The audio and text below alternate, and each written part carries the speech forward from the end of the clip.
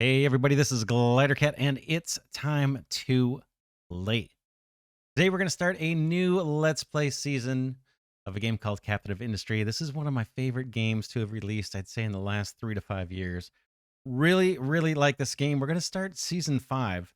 The team at Captain of Industry just released a new update, I'd say maybe a couple days ago as I record this, and it's got a brand new map. And it's actually been quite a while since I played. I have not played the early access version. So let's jump into a new game. We're going to pick the new map. It's down here called Insula Mortis. Let's see what it says. A beautiful group of islands rich in raw resources. To get access to the nearby islands, you will have to make land bridges by dumping material into the ocean. There are rumors that this island is cursed, but our scouts found no evidence of this, so it's probably just a legend. All right. Let's do our settings. Resources size. Size of all resources. I think we're fine with just standard. Let's go 25% increased. Resources elevation, we'll leave that. You can read the little tooltip here, what that's all about if you want. Pause it. Forest size increases or reduces the amount of trees on the map. Standard's fine. Cliff height determines the height of cliffs on the map. If increased, platforms will be taller and harder to access. This might give us a little more land to work with. I'm gonna go for a little bit of an increase on that. Extra ocean chunks. Says extends the playable area by expanding the oceans by selected number of chunks, 64 by 64 each. Warning, may decrease the game performance and increase memory consumption. I'm gonna go for 2. I'm not sure what that does, but I'm gonna go for a bigger map. I've got just upgraded my RAM and my processor, so hopefully we'll be in decent shape there. Ocean floor decline, standard's fine. This has to do with how easy it is to expand buildable land by dumping into the ocean. Let's click forward. Does this show us? Yeah, it shows us all of the resources, I guess, right? 39,000 or 3.9 million, really? Wow. Okay, tons of resource. Go to the next screen, game difficulty. Probably just, let's go to captain level, and we'll just go with all the defaults here, I think. I'll just take a quick lookaroo. Standard, fine.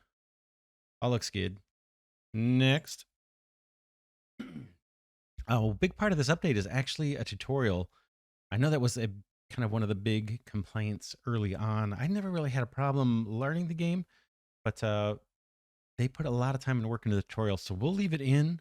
And in fact, this playthrough, the first few episodes, is probably going to go a little slower than normal, just as we walk through the tutorial. But I do want to showcase that, and it's been a while since I played, so I'll benefit from that as well. So we'll leave the tutorial goals on, and let's get started. I did have to turn the music off just for copyright concerns. I hate having to do that. The music is actually really good, so I encourage you to leave it on as you play if you have the game. But I've got it off just for YouTube concerns. Looks like the map is going to generate here. All right, that actually took a little bit of time to generate, maybe because I selected those extra ocean chunks. All right, let's get into it here. It says, welcome, Captain. Captain, we have found the island we've been searching for. It was not on the map. Our ship took a lot of damage and will need to be repaired in order to sail again, but we should be safe here. Besides our initial supplies, we are starting from scratch. We should start manufacturing construction parts to be able to build our infrastructure, grow food to feed our people, and find a way to make fuel for our vehicles. Those are all super important things, by the way. The island looks abandoned, but it has plenty of natural resources that we could use. There are even some abandoned buildings around that we could disassemble for scrap. Also, we should set up a research lab so we can reinvent all of the technologies we took for granted for so long. We found out about a settlement nearby we can trade with in case we run out of something. They can deliver the goods to us once we have a trading dock. The entire crew is counting on you after everything we've been through together. Good luck. All right, there's a whole bunch of messages here. We'll get through these, I guess, as we play on. Let's close that. And we've already got some objectives here in the top. I'm going to pause. That's one of the secrets of this game, or most games, just to kind of pause. All right. We got some objectives here in the top left. Build a coal maker and connect it to the smokestack. Start harvesting trees. Build the blast furnace. and build a research lab. All right, let's take a look at this map first. We are paused. This map is pretty cool looking, and it's fairly big. So we've got a bunch of different islands that we're going to have to kind of connect to. Wish we could zoom out more. There might be a cinematic mode that I'm not aware of that we could. I have to look that up. But let's put on the layers down here on the bottom left, and we can see some of the resources. Looks like a ton of coal off on this island, but we got a bridge to get to it. Some gold here. And what is this? This is sand or limestone. I'm a little colorblind here, so I'm not sure what that one is. Looks like maybe just sand, right? And then this looks like it's the limestone. More sand, bunch of iron here. Tons of iron here. Where are we? We're down here. So we're down here. Got a big underground water supply there. More little sand fingers here. Almost looks like teeth smiling here. Bunch of coal. That is accessible to us. Small oil deposit. Bunch of coal that is connected to us. More water. All of this we can get to. And then we've got copper. And it's all in the form of some cliffs here that are obstructing us from getting further to the east. Ooh, and there's a second oil deposit here we can tap into if we bridge across. Oh man, look at this. There's a lot. There. Oh, and another oil. Nice. I like it. I like it. I like it. I have not played on a map with more than one oil deposit. Okay, that is the lay of the land. We've got a lot to explore and a lot to expand to. Let's jump into some of these objectives. Build the research lab. Research lab, I'm going to put it somewhere kind of out of the way. We've got this little hill of garbage here that we're probably, not garbage, but it's just dirt that we're probably going to chew through. There's no, there's no ore or anything in there, I don't believe. So this is kind of not so buildable land. Let's put the research lab over here. We'll see if that makes sense or not. Okay, there it is. Boom. I'm just going to slot this down. I think it can go anywhere, but I want to put it somewhere where out of the way and not using up space where we're going to build a bunch of farms or expand our little village here or do a bunch of industry work. This looks like a nice little corner for that. Okay, we've got that going. I can hit play. Now they want us to do a coal maker and connect it to a smokestack. So as we look at the map, we're probably going to want to get after this iron pretty darn soon. And we're probably going to want to get after this coal pretty darn soon. So let's plan to do our little starter stuff over kind of in this area near those deposits. Let's put our coal maker. We can find it right here. Boom. Ooh, it's nice and small. Maybe a little out of the way. This isn't going to be around forever because we'll actually just use regular coal. We won't have to make it, I don't think, from wood for too long. Plunk that thing down. Our trucks should start doing their thing. Somebody should take action here and head over to build. We also need to start recycling the communication station, the abandoned communication station. As recycling this building provides you with useful materials which will be automatically transported by trucks where needed. For example, iron scrap will be delivered to a blast furnace. All right, let's start that recycling process. I think that takes time. And where's our truck? How come they're not building our little dude over here? We're not paused, so that's going to be under construction. The research lab should be under construction. There's a truck delivering materials to that. I can turn off the overlays for the moment. There goes our truck. Build our coal maker. Okay, start harvesting trees. This is another objective. Let's do that. They gave us to start, I don't know, 7 or 8 trucks. And they gave us this tree harvester. And the tree harvester, we actually need to assign a truck to it. Because assigned trucks will follow this harvester, which will load them with wood. Trucks deliver the wood to the factory, and return back to the harvester. So the factory in this case is going to be that charcoal burner. It takes wood. Let's get a truck assigned. We just click here. And now we need to mark some trees for harvest. Pretty easy. It's down here on the hotbar. And we probably want to clear out this area near the iron, right? We're going to be mining here very soon, I think. So let's do that. Clear out a bunch of those. Okay, we've got a truck delivering materials and building our charcoal burner. Coal maker. Okay, that's done. Start harvesting trees, produce coal. That's all kind of automatic. That's going to happen for us. Now it says build a blast furnace and connect it to a metal caster and a smokestack. They want 2 metal casters, 1 blast furnace, and 1 smokestack. So let's do that. Maybe a little closer to the iron here. I'm going to put the topology markers. Okay, there's some dark shading here, but it doesn't look like that's topology. It looks like that's all flat land. I think, right? Yeah, there's no hill here. Oh, we can see that we're going to have to dig down a bit. So let's do our initial... Where do we want to do this? How about decisions? How about over here? Blast furnace. We're going to bring in ore and we're going to output melted ore. Boom. We're just going to have one of those. And then they want 2 metal casters. We'll line these up.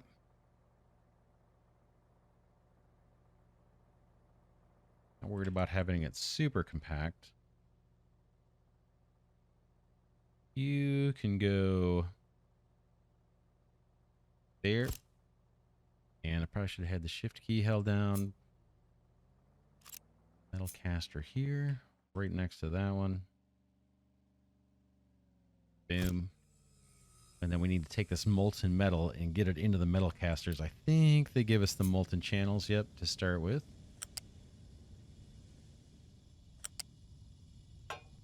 Link these guys up. So why is it 1 to 2? If we look at the blast furnace, it's showing us, and I've got this this clicked here, show over 60. So this is going to show the resource needs and production output based on a 60-second interval. So that makes it easy to match up all these different machines. So they're going to give us 24 molten iron every 60 seconds. And these metal casters can only take 12 every 60 seconds. So that's why it's a 2-to-1 ratio here. Now we need to do our little smokestack. Let's do it. We can hook it straight up. I'll show you. We could take this thing and hook it right on, right? But this guy produces 18 exhaust per minute, and the smokestack will actually handle 60 per minute. So let's not clip it right on the building. Maybe we can reuse, or we can share it with another building. I think if we just put it somewhere where another pipe could connect. See. Let's do it there. Then we got a segment of pipe. We could connect another one to it if we wanted to, or something else that pollutes. I think we just need a pipe for this. U to U. And we need to pick a recipe, I guess, here for the blast furnace.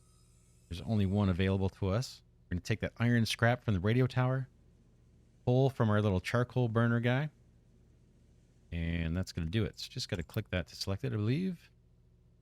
Consuming 8 workers, and it's waiting on the inputs since we just set the recipe. Okay, this guy is unhappy about something. Looks like the output might be full. Oh, we need to hook up a an exhaust for this guy too. Let's do it. Smokestack. Yeah, I'm going to put it off to the side just so we could theoretically connect more up to it. Maybe we'll need to have another charcoal burner or something. These guys put out 24 per minute. And again, these guys can exhaust 60 or get rid of 60. Pipe this up and we'll be good to go.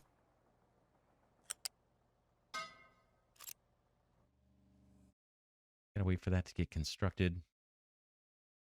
We've got some extra trucks, right? I think we don't have a huge load on our trucking. I'm actually going to assign another truck to our tree harvester if I can find the tree harvester.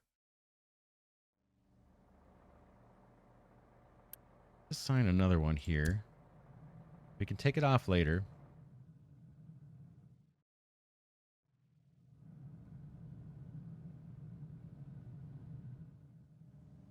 Okay, hopefully this will get built soon. That smokestack, I kind of missed doing that in the beginning. Okay, our objectives in the top left now are to produce iron and research basic farming. Let's do it. Looks like our research lab is built. Boom. Start new research. Basic farming. Start research. That's going to consume Unity. That's this little indicator up here in the top left. We'll take a look at that probably in a minute. And they've got a little tutorial queue here. Let's look at it. Pipes and conveyor belts. Transports, pipes, and conveyor belts are an alternative way of transporting products around your factory. They reduce demands on your truck logistics and make product deliveries more steady. You can see which products are making trucks the most busy in the analytics tab. Okay, I think we'll take a look at that. Split and merge transports simply by connecting them to each other. If you need control over priorities and ratios, research transports balancing to get balancers with advanced capabilities. I don't know that I've used those before, but that sounds pretty darn cool. You can also start building transport by hovering over the red-green arrow next to a building while the building transport port while the construction menu is open. Okay?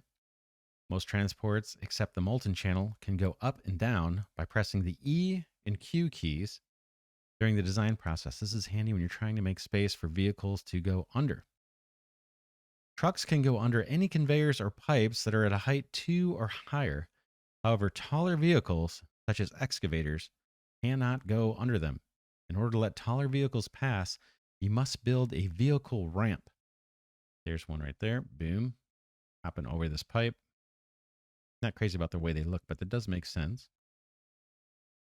You can build transports stacked on top of each other. To make it easier, toggle the R key while placing a transport to prevent it from snapping to any existing one. The R turns off the snapping. We're going to have to remember that. All right, that's it for that tutorial. How we doing? Research basic farming. We're at 4% research. I'm running at single speed here, by the way. Did we get our smokestack for the coal burner? We did, but we're missing the pipe. The pipe section. I think there's a way to make this priority, right? Oh, we can quick deliver, or we can set the priority. Looks like they're going to do it right this second as I'm looking at it. We should see some smoke come out of that thing like instantly.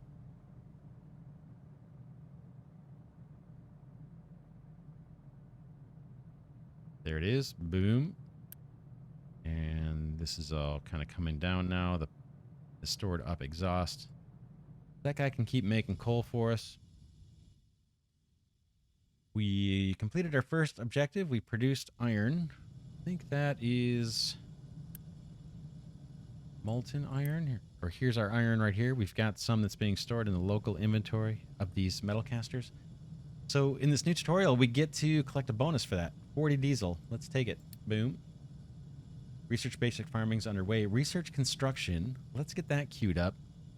Research is the beaker. So construction. Add it to the queue. That's all we need to do there. Okay, build waste collection attached to the settlement. We only need one of them.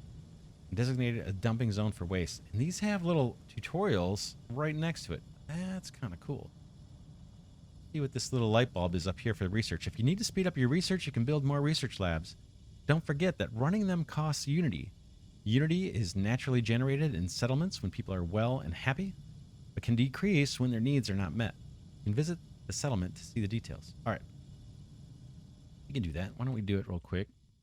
Here's our settlement over here. Boom. Let's see what it says here. We've got 90 people and housing for 140. So we got some headroom there.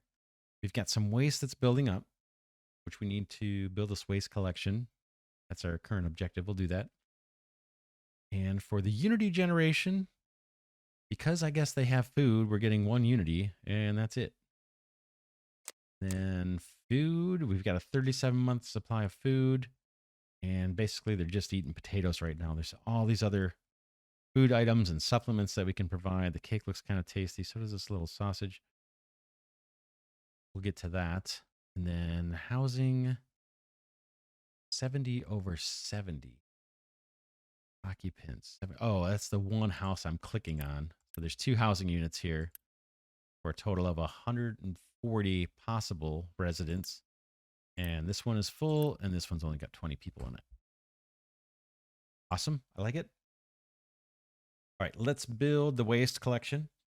That's under housing and services, I think. Waste collection. This, I think, has outputs to it. Let's just slot it in over here. Use the center mouse button to rotate the map.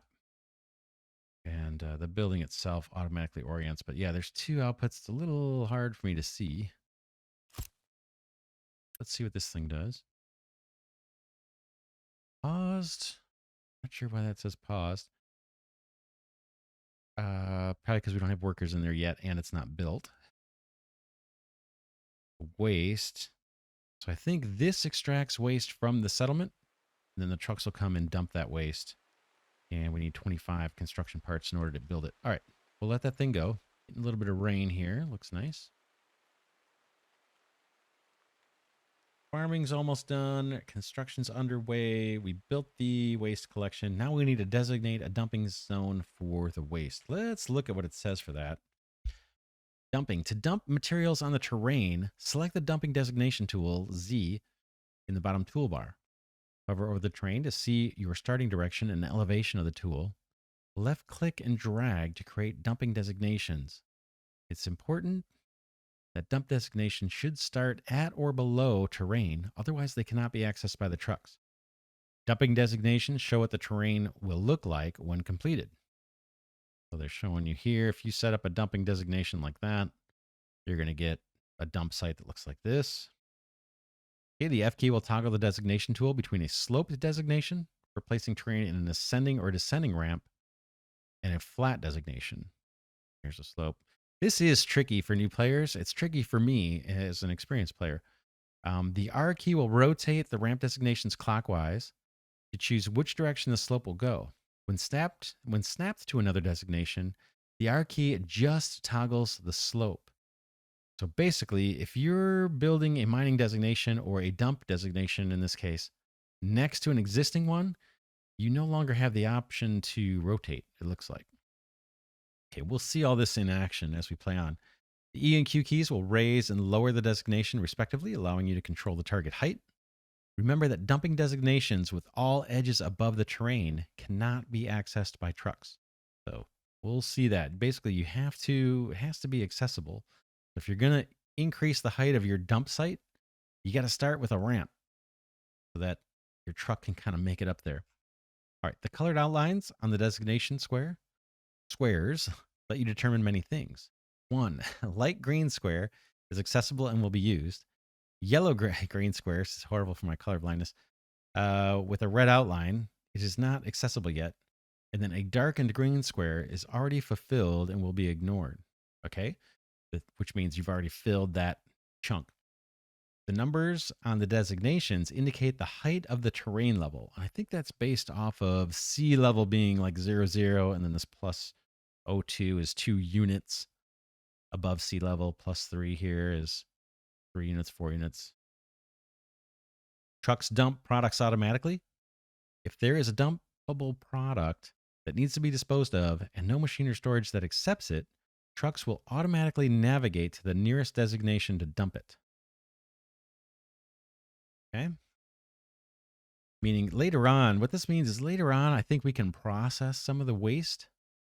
And so the trucks, I think this is saying the trucks are going to try to go to the processing facilities first. And then if they don't see any machines or storage that's trying to collect the waste, it'll go to one of your designated dump sites. And then if you don't have any dump sites, then that material is just going to back up and machines are going to stop running. Okay, what can be dumped? There are many products that can be dumped. If you are ever curious if a product can be dumped, open the recipe screen by clicking on the icon at the bottom right. Navigate to the product and check if dumping is an option for consumption. Okay, interesting. We'll maybe take a look at that. And this is showing, I guess, a lot of the products can be dumped. There's the waste we're going to collect here in a minute. Global dump filters. Global dump filters choose which products can be dumped in designated areas across the island by default. For example, if you only wanted dirt and rock used as dumping materials, you can remove any other products listed besides those two. We'll see this too. This is showing in vehicles management what the default products are that can be dumped, and it's showing this is dirt, rock, slag, which is a byproduct, I think, of metal production, and waste, which is coming from our settlement. So why would you ever want to like not dump one of these? Well, in order to build farms, at least the early farms, they need to be placed on dirt. So you might want to save off some of this dirt rather than dump it off into the ocean as fill. And maybe there's some other reasons why you wouldn't want to dump rock or waste. Maybe you want to process the waste. So you can toggle these defaults. Okay, the mine control tower dumping filter. The mine control tower has the option to filter what products can be dumped within its managed area. Now, this managed area ignores your global dumping filter, which is ideal for restricting what materials can be dumped. For example, you can only allow waste to be dumped in a specific area by removing it from the global dumping filter and adding it to a dumpable products in the mine control tower window. So we'll get to all that. This is a little complicated, but it's pretty cool once we get familiar with it. And I'm a little rusty, so we'll see how it goes. All right. Designate. Let's do our waste. Now, I think we're going to get some, once we start mining this iron here, I think we're going to generate some waste, some rock and things that we don't want. So let's try to set up a dumping designation near this. Ooh. I'm thinking we might be able to use some of that fill to kind of bridge this island, right? Maybe we want to dump over this way and kind of bridge these two areas so we can expand, right? Because this whole area to the east is cut off to us. Yeah, this whole island is really cut off unless we chew through this mountain, and that's going to take a long time before we get there. Let's see if we can create a little land bridge with our dump site. So let's grab it. Dump a designation down here at the bottom of the screen. And right now, if I go flat, you can see we're at +3 elevation above the water. Let's see if we can create a land bridge that's like +1. We probably want to start out sloped, going down. Let's see, how is this going to work? How is this going to work? Always a little confusing for me. Okay, so that's saying +2 all the way. We pause for a second while we do this.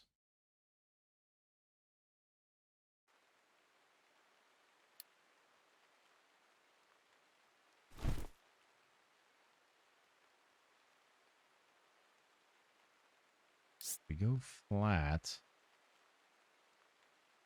That would work to get us at our same level, but I actually want to go a little bit down from that. Let's start out at like this. Actually, like that. I don't want to be too close to the iron deposits there because we're going to be drilling. Thinking.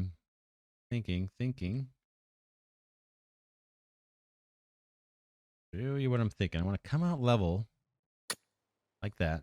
So that's all going to work. But then if we can do it, I'd like to slant down, get to 1 above sea level, and then come flat level 1 all the way over,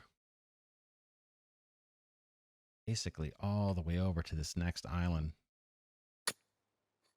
We've got a dumping designation. We can see how deep the ocean is and our waste and our rock. all the stuff that we want to get rid of is initially going to dump through here and hopefully create a nice land bridge. Is there a more effective way of doing it? Maybe we could wiggle it around and stuff, but that'll work. I think that should work. All right, we're back in action. Get new objectives here. It says build a farm on fertile ground. Oh, wait, we just completed the waste dumping. So let's collect our 40 bricks for that. And build a farm on fertile ground. Let's do that. We're probably going to move these farms. Here's our big water deposit. Let's build the farm near that. And I might build 2. Get us started. Take 30 construction materials each. We've got 137 construction materials on us, and I think we're making more. Let's do 2 of these. I'm going to hold control. Boom. Maybe it's shift. And let's build another one. I want trucks to be able to get through.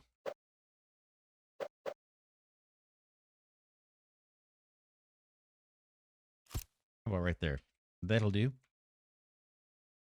Instructions being researched. Okay, research the trading dock is a new objective, so let's get that queued up in the research. Queue here, add to queue, trading dock.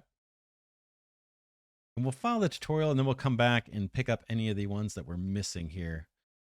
Like pipes. Or they give us these by default, the pipes and settlement waste. And we've got all that. So vehicles and mining. Yeah, this is going to be coming soon. I'm sure the tutorial is going to show us. We'll hold off on that. All right, what else we got? Turn off the overlays. Basic farming research is completed. Okay, dismiss. We've already got new research going. Construction 1. Let's look and see what the tutorial says for farming. Farms grow crops, and crops can be used in various places, but mainly to feed your people. But crops don't grow for free. They consume water and fertility. The soil water level is replenished by rain, and this is mostly sufficient for crops with low water demand, such as potatoes.